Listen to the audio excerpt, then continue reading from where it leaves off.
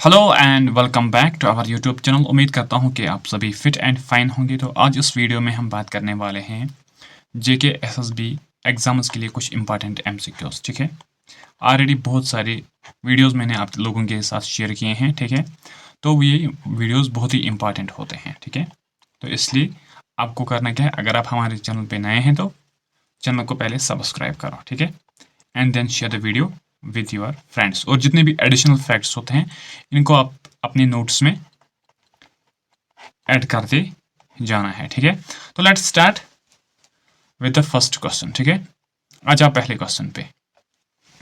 पहला क्वेश्चन है क्या, first is which river flows through Poonch district in Jammu and Kashmir and merges with the Jhelum river in Pakistan. देखो, कौन सा एक रिवर है जो फ्लो कर देता है कहाँ से, पुंछ डिस्ट्रिक्ट जम्मू एंड कश्मीर का, लेकिन फिर वो कनेक्ट होता है, मर्ज होता है जहलम रिवर के साथ, लेकिन कहाँ पे, डेट्स इन द पाकिस्तान। तो अगर हम बात करेंगे तो आंसर क्या होगा, तो answer will be the Suran river. Suran river जो ऑरिजिनेट होता है पीर पंजाल पास के नज़दीक पे। ठीक है, और फिर ये पुंछ डिस्ट्रिक्ट से क्या फ्लो कर देता है, तो ये फाइनली मेट होता है जहलम रिवर के साथ पाकिस्तान में। तवी रिवर की अगर हम बात करेंगे, इसको कहा जाता है क्या, सूर्यपुत्री। सूर्यपुत्री या तोही रिवर भी इसको कहा जाता है, तोही रिवर। और इसके अलावा पश्चिम वाहिनी, पश्चिम वाहिनी, ये चीज़ें याद रखो, जेके एसएसबी इसी तरह के क्वेश्चंस पूछता है। चिनाब रिवर जिसको कहा जाता है चंद्रभागा भी, चंद्रभागा भी। इसके अलावा बताओ क्या कहा जाता है इसको, चिनाब, चंद्रभागा एंड असिकनी। असिकनी जो इसका एंशिएंट नेम है। ठीक है, राइट। रावी को हम क्या कहते हैं, इरावती, इरावती या पुरुषनी, पुरुषनी, ये इनके कुछ नेम्स हैं जो आपको याद रखने हैं। ठीक है, राइट। आ जाओ नेक्स्ट पे। नेक्स्ट क्या है, which annual weather phenomena is primarily responsible for most of the winter snowfall in Jammu and Kashmir. देखो, जम्मू एंड कश्मीर में मेजरली विंटर के टाइम पे क्या स्नोफॉल हो जाता है, लेकिन कौन सा क्या वेदर फिनोमेना इसके लिए रेस्पॉन्सिबल है, तो डेट इज द, इसको हम क्या कहते हैं, क्या, वेस्टर्न डिस्टर्बेंसेस। ठीक है, इन्हीं की वजह से क्या जम्मू एंड कश्मीर में विंटर के टाइम पे स्नोफॉल आ जाता है। लेकिन ये वेस्टर्न डिस्टर्बेंसेस कहाँ से ऑरिजिनेट होती है, ऑरिजिनेट्स फ्रॉम मेडिटेरेनियन सी। ये इंपॉर्टेंट है, मेडिटेरेनियन सी से ये ऑरिजिनेट होती है। ठीक है, और इनसे जो जम्मू वाला पार्ट है वहां पे रेनफॉल होता है, कश्मीर वैली में क्या स्नोफॉल हो जाता है, क्योंकि यहाँ पे टेम्परेचर बहुत कम होता है, माइनस यहाँ पे टेम्परेचर हो जाता है। ठीक है, राइट, बहुत हार्श विंटर यहाँ पे होता है। ठीक है, नेक्स्ट पे आते हैं।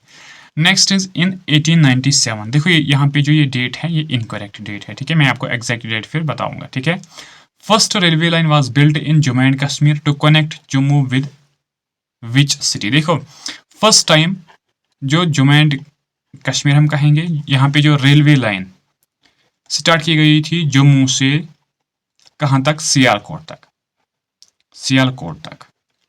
और इस रेलवे लाइन को कमेंस किया गया था, कब इसको कमेंस किया गया था, 1888 में। ठीक है, लेकिन इसके अलावा इसको ओपन किया गया था, ओपनर इन 1890 में। और इस टाइम पे जो यहाँ पे महाराजा था, यहाँ रूलर था, बताओ उसका नाम क्या था, महाराजा प्रताप सिंह, महाराजा प्रताप सिंह।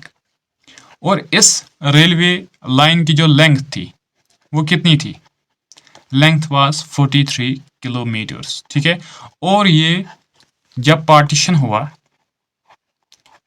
पार्टीशन के टाइम पे इसको क्लोज किया गया था, क्योंकि सियालकोट जो है ये पार्ट बना था पाकिस्तान का। ठीक है, तो आंसर क्या होगा, option number A will be the correct answer. ठीक है, आ जाओ नेक्स्ट पे, करो नेक्स्ट क्वेश्चन का आंसर। नेक्स्ट क्या है, with reference to regenerative agriculture consider the following statements.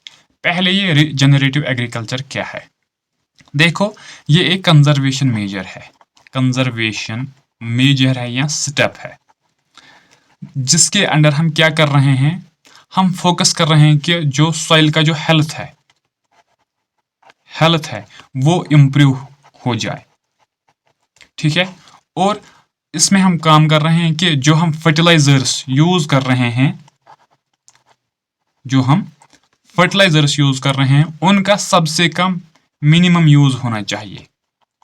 हम इसमें ऑर्गेनिक चीजों पे ज्यादा फोकस कर रहे हैं, ठीक है। तो यहाँ पे आप स्टेटमेंट्स पे आते हैं।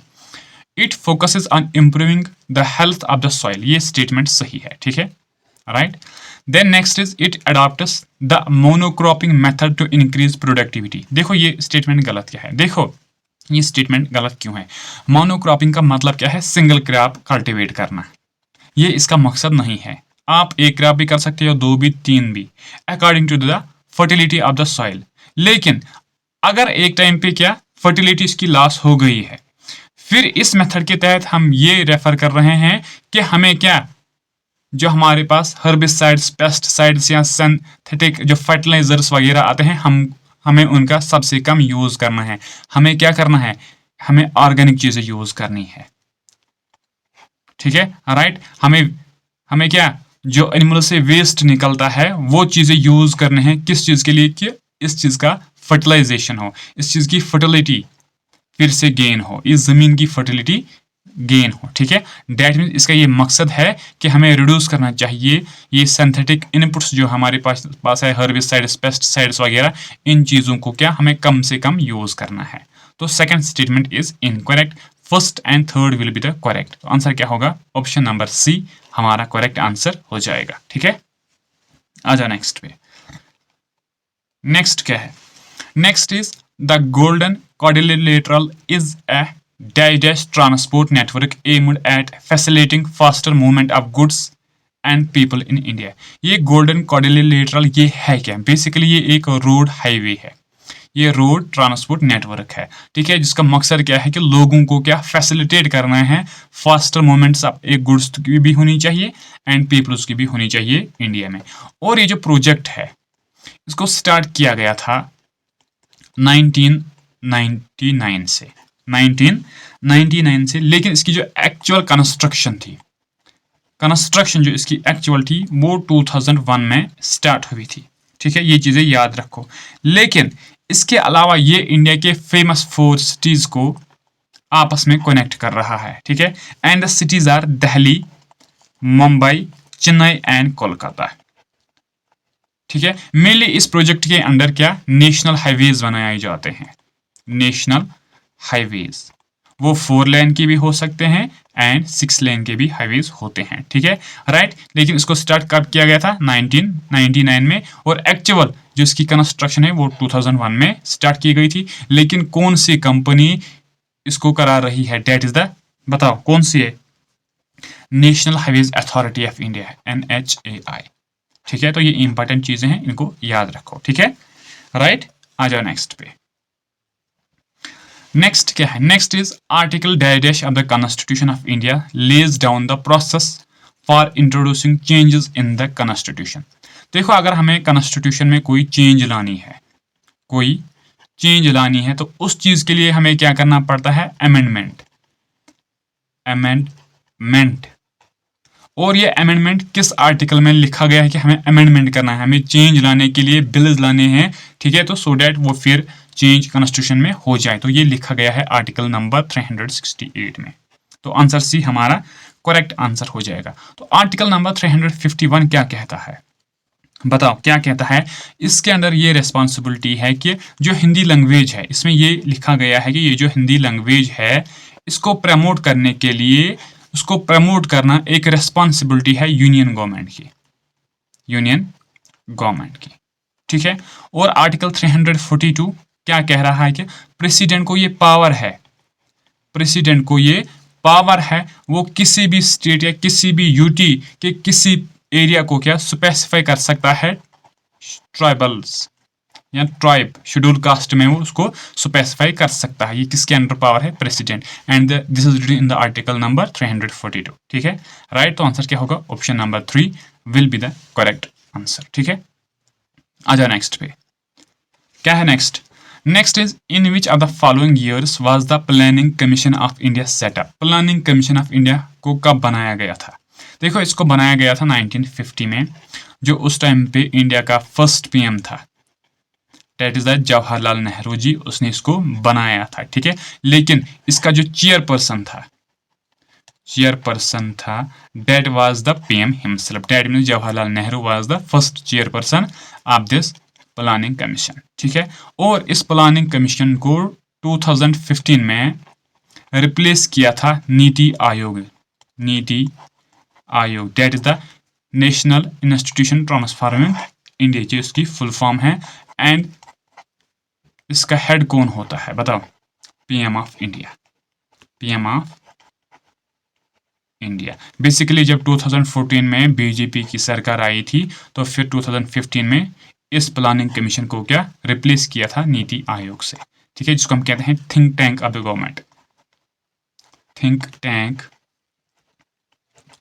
गवर्नमेंट, ठीक है, राइट। आ जाओ नेक्स्ट पे। नेक्स्ट क्या है? Next is in the context of Indian parliament what is the zero hour. देखो, इंडियन पार्लियामेंट के मुताबिक ये जीरो आवर होता क्या है? देखो, ये एक आवर होता है हमारे पार्लियामेंट में, जिसमें जो करंट इश्यूज होते हैं हमारे कंट्री के, उन पे बातचीत की जाती है, लेकिन ये होता है आफ्टर द क्वेश्चन आवर के बाद। ठीक है, तो ऑप्शन नंबर फर्स्ट हमारा करेक्ट आंसर हो जाएगा। और ये जो जीरो आवर कंसेप्ट है, ये इंडिया का इंडिजीनियस कंसेप्ट है, ये हमारा कंसेप्ट है, हमने ये कंसेप्ट दिया है वर्ल्ड को। ठीक है, और इसको स्टार्ट किया गया था 1960s में। ठीक है, तो आंसर क्या होगा? Option number first will be the correct answer. ठीक है,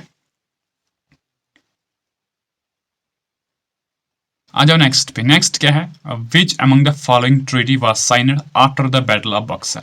बैटल ऑफ बक्सर जो हुआ था 1764 में। ठीक है, किन लोगों के खिलाफ? एक साइड से ईस्ट इंडिया कंपनी थी, एंड नेक्स्ट साइड में कौन थी बताओ? कौन लोग थे? मीर कासिम और उसके साथ जो उसने एलियंस बनाई थी। ठीक है, राइट। तो हुआ था ये 1764 में।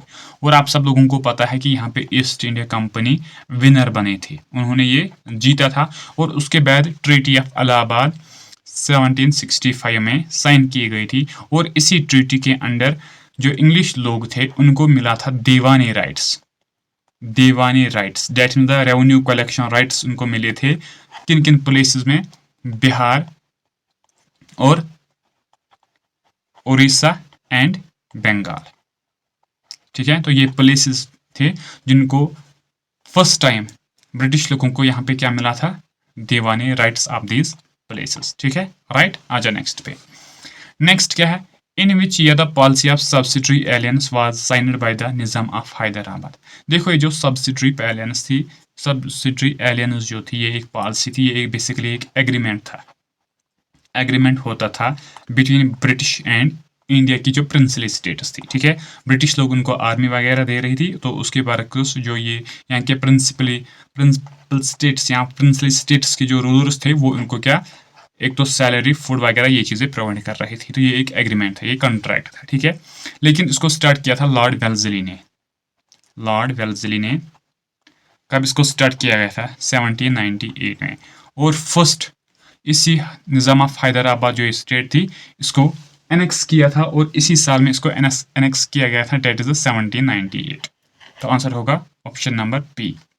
इसके अंदर बहुत सारे स्टेट्स को क्या एनेक्स किया गया था, लेकिन फर्स्ट स्टेट ये हमारे लिए ज़रूरी है, और इसके बाद मैसूर, ये भी हमारे लिए ज़रूरी है। इसको कब एनेक्स किया गया था? 1799 में। ये दोनों स्टेट, इनके बारे में ज़्यादा क्वेश्चंस पूछे जाते हैं। ठीक है ना, राइट। तो आंसर क्या होगा? Option number C. ठीक है, आ जाओ नेक्स्ट पे।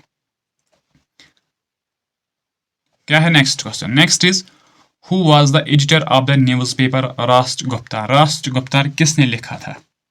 देखो, ये जो राष्ट्रगुप्ता था, ये एक क्या एंग्लो गुजराती न्यूज़पेपर था, जिसको स्टार्ट किया गया था बम्बई में 1854 में। किसने किया था बताओ? दादाबाई नेहरू जी। तो आंसर होगा ऑप्शन नंबर डी। और इस दादाबाई नेहरू जी को हम कहते हैं क्या? Grand old man of India, grand old man of India, ठीक है। और इसने एक बुक भी लिखी थी, बताओ, poverty and un British rule in India, poverty and un British rule in India. और उसमें उसने कंसेप्ट दिया था क्या, ड्रेन ऑफ वेल्थ का, ड्रेन ऑफ वेल्थ, किस तरह की जो इंडिया की जो वेल्थ है उसको ड्रेन किया जा रहा है और उसको लिया जा रहा है कहाँ पे, इंग्लैंड में, ठीक है, राइट। आ जाओ नेक्स्ट पे। Next is which vitamin is obtained from the sun rays, sun से हम कौन सा एक विटामिन हासिल कर रहे हैं, that is the vitamin D. इसको हम कहते हैं क्या, beauty vitamin, beauty vitamin, calcium containing vitamin, calcium containing vitamin या सनशाइन विटामिन, सनशाइन विटामिन, ठीक है। और ये जो विटामिन है इसको डिस्कवर किया था कैश्मीर फंक ने, कैश्मीर फंक ने 1912 में।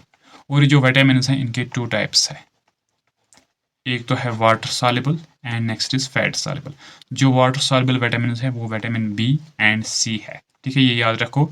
और जो फैट सॉल्युबल है ए डी ई और इसके साथ के जो है ये फैट सॉल्युबल विटामिन है, ठीक है। तो option number 4 will be the correct answer. Vitamin A को हम कहते हैं क्या, रेटिनॉल, और विटामिन सी एस्कॉर्बिक एसिड, इसकी डिफिशियंसी से क्या, स्कर्वी होती है, स्कर्वी। और ये सबसे ज़्यादा कहाँ पे हमें देखने को, सिट्रस फ्रूट्स में, सिट्रस फ्रूट्स में ये सबसे ज़्यादा हमें देखने को मिलता है, ठीक है। आ जाओ next is which are the following disease caused by the drinking of contaminated water. देखो जो पोल्यूटेड वाटर है, जो पोल्यूटेड वाटर है, अगर कोई बंदा उसको यूज़ करेगा या उसको यूज़ करेगा पीने के लिए, ठीक है, तो उससे कौन सी डिजीज़ हो सकती है, ड्रिंकिंग के लिए अगर उसको यूज़ किया जाएगा तो कौन सी डिजीज़ उसको हो सकती है, डेट इज द कॉलरा, ठीक है, राइट। और इसलिए पानी का खास ख्याल रखो, ठीक है, राइट। आ जाए नेक्स्ट पे। Next is dash is used to measure the pressure inside the eyes of a person.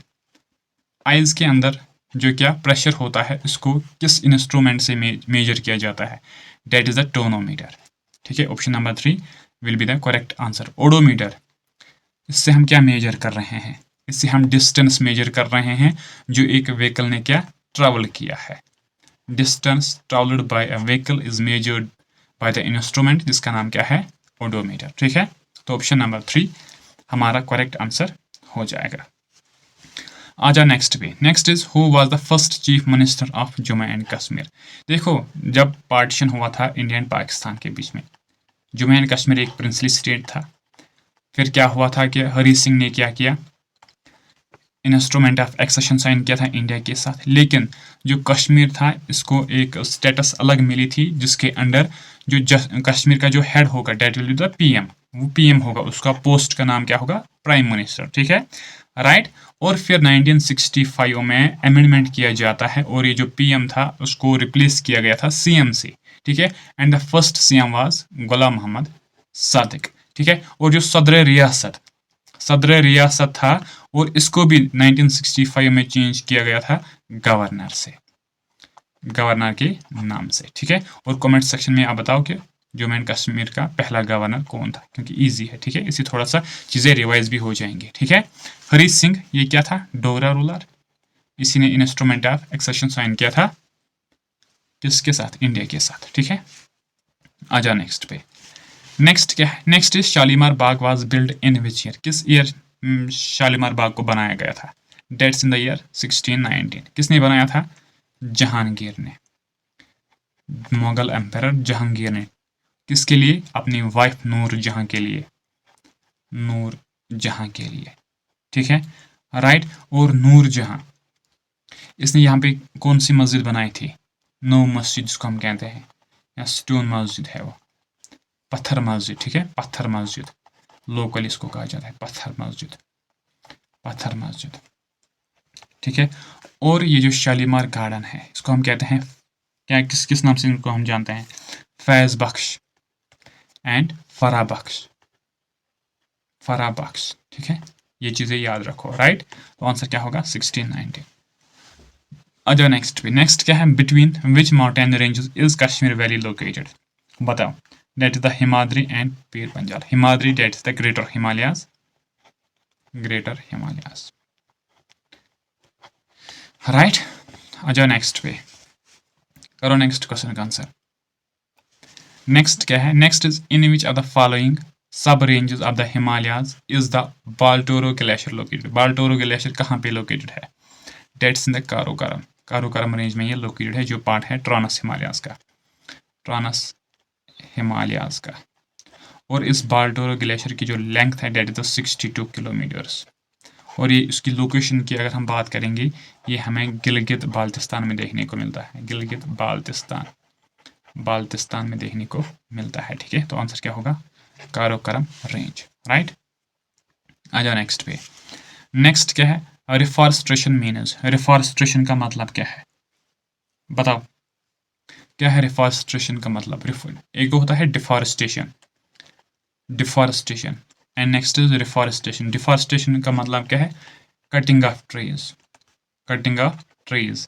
लेकिन रिफॉरेस्टेशन का मतलब क्या है, planting of new trees in the destroyed forests, ठीक है। ये एक इंपॉर्टेंट एक्टिविटी है, आई थिंक हम सब लोगों को इसमें पार्टिसिपेट करना चाहिए। हमें रिफॉरेस्टेशन सबसे ज़्यादा करनी चाहिए, क्योंकि हमने बहुत सारे क्या अपने जो फॉरेस्ट हैं उनको डिस्ट्रॉय किया है। तो इसलिए यहाँ पे क्या global warming, day to day temperature भी इंक्रीज हो रहा है, रेनफॉल भी टाइम से नहीं हो रहा है, ये सभी चीज़ें, ये इम्पैक्ट है इसी डिफॉरेस्टेशन का, ठीक है, राइट। तो आंसर क्या होगा, ऑप्शन नंबर 3। अच्छा नेक्स्ट पे, नेक्स्ट क्या है, next is what protects the earth from the ultraviolet radiations of the sun. बताओ, अर्थ को, ये हमारा सन है, ठीक है, यहाँ से क्या यूवी रेज निकलती है, यहाँ पे हमारी अर्थ है, ठीक है, ये हमारा अर्थ है। और इस अर्थ में क्या एनिमल्स भी रहते हैं, प्लांट्स भी, ह्यूमन्स भी। और यहाँ से क्या ये अल्ट्रावायलेट रेडिएशन निकलती है जो हार्मफुल है हमारे लिए, चाहे वो एनिमल्स हो, प्लांट्स हो या ह्यूमन्स हो, ठीक है। लेकिन यहाँ पे एक ऐसा एक चीज़ है जो इन हार्मफुल रेज को क्या एब्जॉर्ब कर देता है, तो उसको हम कहते हैं ओजोन, ओजोन, ठीक है। Ozone will be the correct answer. इसको कहा जाता है ब्लैंकेट भी, it acts as a blanket, ठीक है, जो हमें प्रोटेक्ट कर रहे हैं किन से, अल्ट्रावायलेट रेडिएशन से।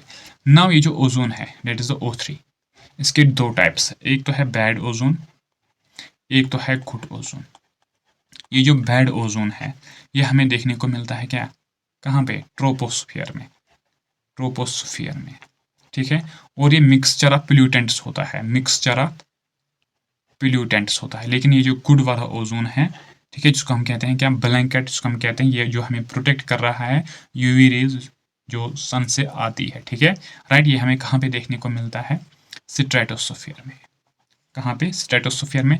और जो इसकी क्या वेड्थ है, जो इस गुड ओजोन की जो वेड्थ है उसको हम मेजर कर रहे हैं किससे, डॉब्सन यूनिट्स में, डॉब्सन यूनिट्स में, ठीक है। तो ये चीज़ें याद रखो। तो आंसर क्या होगा, ozone will be the correct answer, ठीक है। आ जाओ नेक्स्ट पे, क्या है next, next is who among the following give the message to the youth of India, be strong and the fearless. जिसने ये मैसेज दी थी इंडिया के लोगों को, बी स्ट्रांग एंड फेयरलेस, बताओ। तो ये दी थी स्वामी विवेकानंद जी ने, ठीक है, राइट। राजा राम मोहन राय, ठीक है। अगर हम इसकी बात करेंगे, इसको कहा जाता है first modern man of India, first modern man of India. किसने दिया था, जवाहरलाल नेहरू ने, उसने एक बुक लिखी थी डिस्कवरी ऑफ इंडिया, उसी में, ठीक है, राइट। ईश्वर चंद्र विद्यासागर जी, जिन्होंने सपोर्ट किया था विडो रिमैरेज के लिए, विडो रिमैरेज के लिए, ठीक है, राइट। तो आंसर क्या होगा, option number C will be the correct answer, ठीक है। आ जाओ नेक्स्ट क्या है, next who among the following is known as the grand old lady of the independence movement. किसको कहा जाता है grand old lady, that of the Aruna Asaf Ali ji को हम कहते हैं grand old lady. Grand old man Dadabhai Naoroji and grand old lady Aruna Asaf Ali. उन्होंने जब क्विट इंडिया मूवमेंट थी, क्विट इंडिया मूवमेंट थी, उन्होंने झंडा लहराया था, ठीक है, राइट, ट्राई कलर उन्होंने लहराया था, राइट। क्विट इंडिया मूवमेंट जिसको हम कहते हैं अगस्त मूवमेंट, अगस्त मूवमेंट जो स्टार्ट हुई थी 1942 में, ठीक है, राइट। तो आंसर क्या होगा, ऑप्शन नंबर ए। और इस मूवमेंट का जो स्लोगन था डेट वाज द डू और डाई। किसने कहा था? गांधी जी ने कहा था। राइट, आ जाओ नेक्स्ट पे।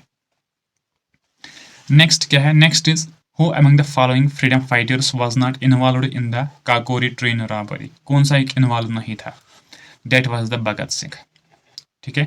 और ये जो काकोरी ट्रेन रॉबरी थी, ये बेसिकली ठीक है, जो इसको हम कहते हैं काकोरी कॉन्स्पिरेसी केस में। काकोरी कॉन्स्पिरेसी केस जो किन लोगों ने स्टार्ट किया था? बेसिकली ये था क्या पहले देखो, ये एक क्या था कि एक ट्रेन जा रही थी, राइट, तो उसमें कुछ आर्म्स थे, उसमें कुछ आर्म्स थे। और यहाँ पे एक ऑर्गेनाइजेशन थी HSRA, Hindustan socialist Republican association. इसके जो मेंबर्स थे उन्होंने प्लान किया है कि हम इस ट्रेन को लूटेंगे और जो यहाँ पे आर्मरी है, जितने भी यहाँ पे क्या आर्म्स है, उनको हम क्या यहाँ से चोरी लेकर जाएंगे। और इसको किन लोगों ने किया था? HSRA के जो मेंबर्स थे। और उनमें जो मेंबर्स थे, मेन जो मेंबर्स थे, उनमें था एक राम प्रसाद बिस्मिल, ठीक है, राजेंद्र लिहारी, सचिंद्र बख्शी, चंद्रशेखर आज़ाद, लेकिन भगत सिंह नहीं था। अशफाक उल्ला खान ये भी था। लेकिन ये इवेंट हुआ कब था? ये हुआ था 9 अगस्त 1925। ठीक है, राइट, ये चीज़ें याद रखो। तो option number 3 will be the correct answer. ठीक है, आ जाओ नेक्स्ट पे, करो नेक्स्ट क्वेश्चन का आंसर। नेक्स्ट क्या है? In case of death of the president and the vice president of India the dash will act as the president of India. देखो, अगर डेथ हो जाती है प्रेसिडेंट की या वाइस प्रेसिडेंट की, तो उस टाइम पे प्रेसिडेंट की जो फंक्शन है वो कौन परफॉर्म करेगा? यहाँ पे आप पहले समझो। सपोज कि जो हमारा प्रेसिडेंट है, इसका सपोज डेथ नहीं हम कहेंगे, इसकी तबीयत खराब हो गई है, तो उस टाइम पे जो इसकी फंक्शंस हैं वो परफॉर्म करेगा वाइस प्रेसिडेंट। लेकिन अगर वाइस प्रेसिडेंट भी उस टाइम पे अवेलेबल नहीं था, चाहे वो फॉरेन टूर पे हो या और कुछ रीजन, सपोज किसी रीजन की वजह से वो भी अवेलेबल नहीं था, तो उस टाइम जो प्रेसिडेंट की जो फंक्शन है वो कौन परफॉर्म करेगा? That is the chief justice of India. तो option number A will be the correct answer. Right, attorney general of India, इसको कहा जाता है क्या? Lawyer of the government, lawyer of the government, जो पार्लियामेंट में क्या, पार्लियामेंट की जो प्रोसीडिंग्स हैं उनमें बैठ सकता है लेकिन वोट नहीं कर सकता है, वो प्रोसीडिंग से सुन सकता है। ठीक है, राइट, आजा नेक्स्ट पे, करो नेक्स्ट क्वेश्चन का आंसर। क्या है next? Next is which fundamental right in the constitution, Indian constitution states that all persons shall be equally protected by laws of the country।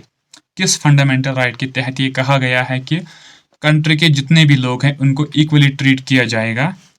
तो ये किस में लिखा गया है? ये लिखा गया है राइट टू इक्वालिटी। देखो, ये जो राइट टू इक्वालिटी है ये पार्ट है किसका? ये हमारा फंडामेंटल राइट है, फंडामेंटल राइट है। और ये फंडामेंटल राइट्स का जो सेक्शन है ये हमने यूएसए से लिया था, लेकिन वहां से लेकर हमने इसको अपने कॉन्स्टिट्यूशन में रखा है पार्ट थर्ड में, पार्ट थर्ड में। और आर्टिकल्स, आर्टिकल्स बताओ कहाँ से कहाँ तक है? बताओ, 12 से 35।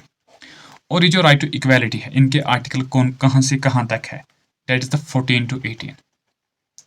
ठीक है, right to freedom, right to freedom की कहाँ से कहाँ तक आर्टिकल्स है? 19 to 22। इसके बाद राइट अगेंस्ट एक्सप्लॉयटेशन 23 एंड 24, ये याद रखो, इनसे क्वेश्चंस बनते हैं। ठीक है, then right to freedom of religion 25 से 28। इसके बाद कल्चरल एंड एजुकेशनल राइट्स याद रखो 29 to 30।